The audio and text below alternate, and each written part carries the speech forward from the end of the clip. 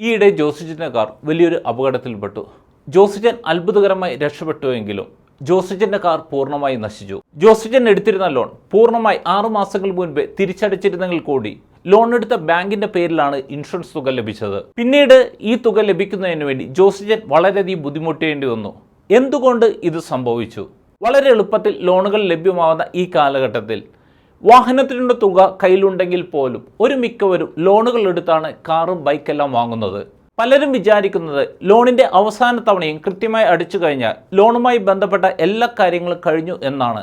എന്നാൽ അങ്ങനെയല്ല. അവസാന തവണ കൃത്യമായി അടിച്ചതിന് ശേഷവും നമ്മൾ ചെയ്യേണ്ടതായ 4 പ്രധാനപ്പെട്ട കാര്യങ്ങളുണ്ട്.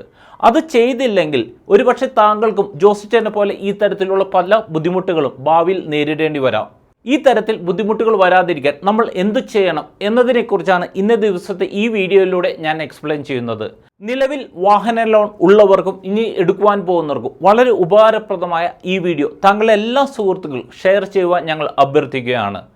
അതോടൊപ്പം ഞങ്ങളുടെ പുതിയ വീഡിയോസ് കൃത്യസമയത്ത് താങ്കൾക്ക് ലഭിക്കണമെങ്കിൽ ഡയസ് അക്കാഡമിയുടെ പുതിയ ചാനൽ സബ്സ്ക്രൈബ് ചെയ്യുവാനും നോട്ടിഫിക്കേഷന് വേണ്ടി ബെൽ ബട്ടൺ ആക്ടിവേറ്റ് ചെയ്യുവാനും ഞങ്ങളുടെ ഫേസ്ബുക്ക് പേജ് ലൈക്ക് ചെയ്യുവാനും ഞങ്ങൾ അഭ്യർത്ഥിക്കുകയാണ്.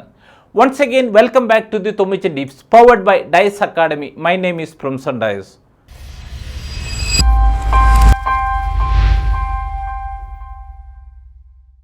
ഗോൾഡ് ലോണിൽ ഗോൾഡ് ഈടായി സ്വീകരിച്ചതിന് ശേഷമാണ് ബാങ്ക് നമുക്ക് തുക നൽകുന്നത്. നിശ്ചിത കാലാവധിക്കുള്ളിൽ പലിശ സഹിതമുള്ള തുക തിരിച്ചടച്ച് ഗോൾഡ് നമ്മൾ തിരിച്ചെടുത്തില്ലെങ്കിൽ ഗോൾഡ് വിറ്റ് തുക ഈടാക്കാനുള്ള അധികാരം ബാങ്കിനുണ്ട്. ഇതുപോലെ തന്നെ നമ്മൾ വാഹന ലോൺ എടുക്കുമ്പോൾ വാഹനം ഈടായി നൽകിയതിന് ശേഷമാണ് തുക ബാങ്ക് നമുക്ക് അനുവദിക്കുന്നത്.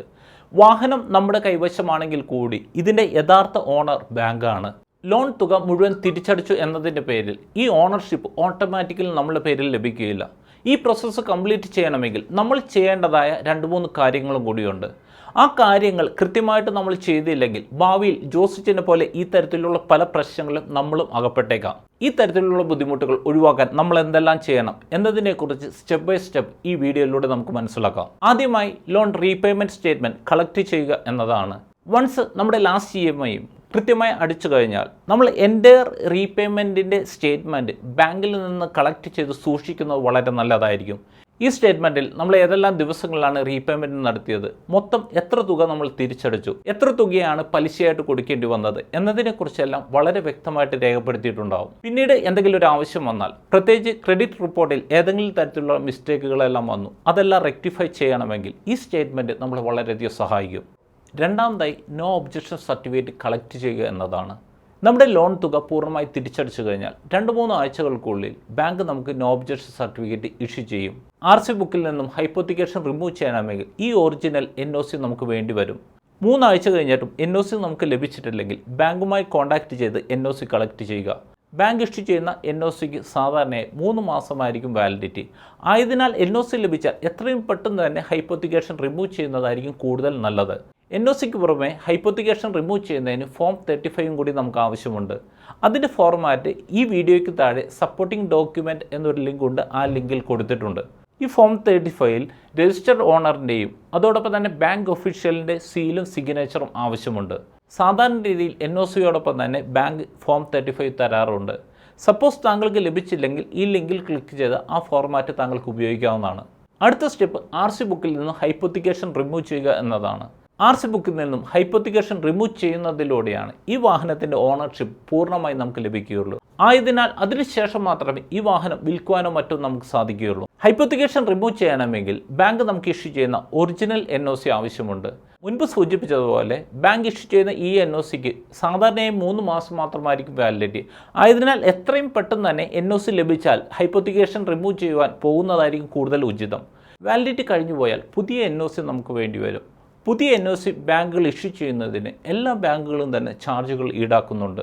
NOCക്ക് പുറമെ ഫോം 35ൻ്റെ 2 കോപ്പിയും ഒറിജിനൽ RC ബുക്കും ഇൻഷുറൻസ് കോപ്പിയും പൊല്യൂഷൻ സർട്ടിഫിക്കറ്റും രജിസ്റ്റർ ഓണറിൻ്റെ ഡ്രൈവിംഗ് ലൈസൻസും പാൻ കാർഡും ആധാറും ഈ ഹൈപ്പോത്തിക്കേഷൻ റിമൂവ് ചെയ്യുന്നതിന് വേണ്ടി വരും. താങ്കളുടെ വീടിന് സമീപം ആരെങ്കിലും RT ഓഫീസ് ഏജൻ്റായി പ്രവർത്തിക്കുന്നെങ്കിൽ അവരുമായി ബന്ധപ്പെട്ട് ഈ കാര്യങ്ങൾ മുന്നോട്ട് കൊണ്ടുപോകുന്നതായിരിക്കും കൂടുതൽ നല്ലത്. നാലാമത്തെ അവസാനത്തെ സ്റ്റെപ്പ് ഇൻഷുറൻസ് പോളിസി അപ്ഡേറ്റ് ചെയ്യുക എന്നതാണ്. ഹൈപ്പോത്തിക്കേഷൻ റിമൂവ് ചെയ്ത് RC ബുക്ക് നമുക്ക് ലഭിച്ചാൽ പിന്നീട് ഈ RC ബുക്കിൻ്റെ കോപ്പിയും NOCയുടെ കോപ്പിയും സബ്മിറ്റ് ചെയ്ത് ഇൻഷുറൻസ് പോളിസിയിൽ നിന്നും ഹൈപ്പോത്തിക്കേഷൻ ഡീറ്റെയിൽസ് റിമൂവ് ചെയ്യുക എന്നതാണ്.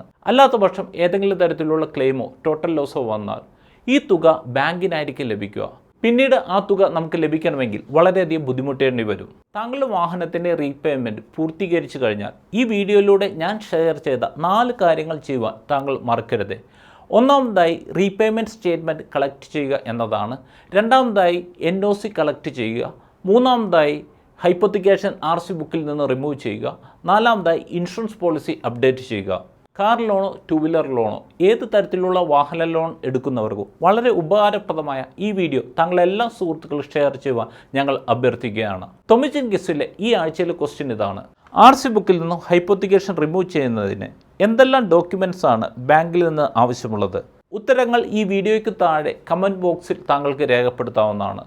ശരിയുത്തരം അയക്കുന്നവരിൽ നിന്ന് തിരഞ്ഞെടുക്കപ്പെടുന്ന ഒരു ഭാഗ്യവാന് ആമസോൺ വൗച്ചർ ഞങ്ങൾ സമ്മാനമായി നൽകുന്നതായിരിക്കും. വിജയെ അടുത്തതിൻ്റെ പിന്നത്തെ എപ്പിസോഡിൽ ഞങ്ങൾ പബ്ലിഷ് ചെയ്യുന്നതായിരിക്കും.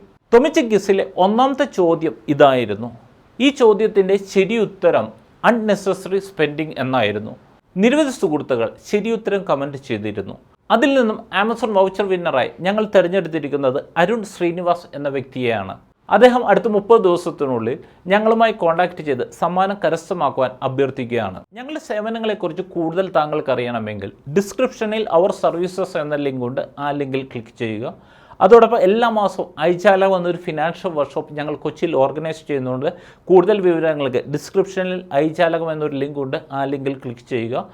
വാട്സാപ്പ് വഴി ഞങ്ങളെ ലേറ്റസ്റ്റ് അപ്ഡേറ്റ്സ് താങ്കൾക്ക് വേണമെങ്കിൽ ഡിസ്ക്രിപ്ഷനിൽ വാട്സാപ്പ് സബ്സ്ക്രിപ്ഷൻ എന്നൊരു ലിങ്ക് ഉണ്ട്. ആ ലിങ്കിൽ ക്ലിക്ക് ചെയ്യുക. അതോടൊപ്പം ഇതുവരെയും താങ്കൾ ഞങ്ങളുടെ യൂട്യൂബ് ചാനൽ സബ്സ്ക്രൈബ് ചെയ്തിട്ടില്ലെങ്കിൽ സബ്സ്ക്രൈബ് ചെയ്യുവാനും നോട്ടിഫിക്കേഷന് വേണ്ടി ബെൽ ബട്ടൺ ആക്ടിവേറ്റ് ചെയ്യുവാനും ഞങ്ങളുടെ ഫേസ്ബുക്ക് പേജ് ലൈക്ക് ചെയ്യുവാനും ഞങ്ങൾ അഭ്യർത്ഥിക്കുകയാണ്.